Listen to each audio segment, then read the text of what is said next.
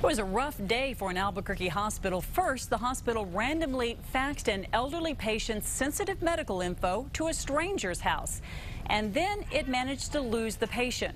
We don't mean he died. We mean the staff lost him, as in they couldn't find him at the hospital. Here's News 13's Alex Tomlin with the bizarre story.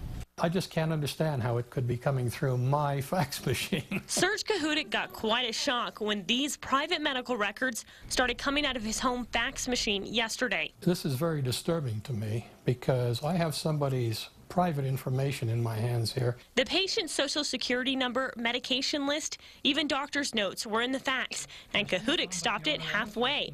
They all came from Lovelace's main hospital near downtown.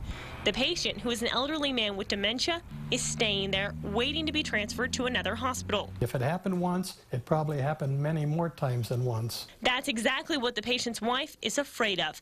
She didn't want to go on camera and didn't know of the hospital slip-up until I told her. That should have never happened. And this isn't the only shock she was dealt. When she called the hospital to ask what was going on, she says they told her they had bigger problems. They had lost her husband.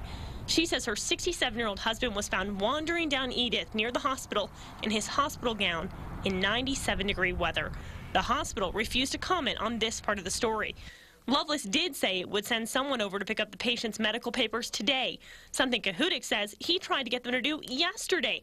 He says he called the hospital right after the fax came in. She says, I'll send somebody right over. I kept waiting for the person that was coming to retrieve what I did have, which never occurred. The victim's wife wonders what took so long. I don't understand if the man called them why it wasn't taken care of immediately. Alex Tomlin, KRQE News 13. And the reason Lovelace didn't want to comment on losing the patient today, well, the hospital claims it has to protect his confidential medical history.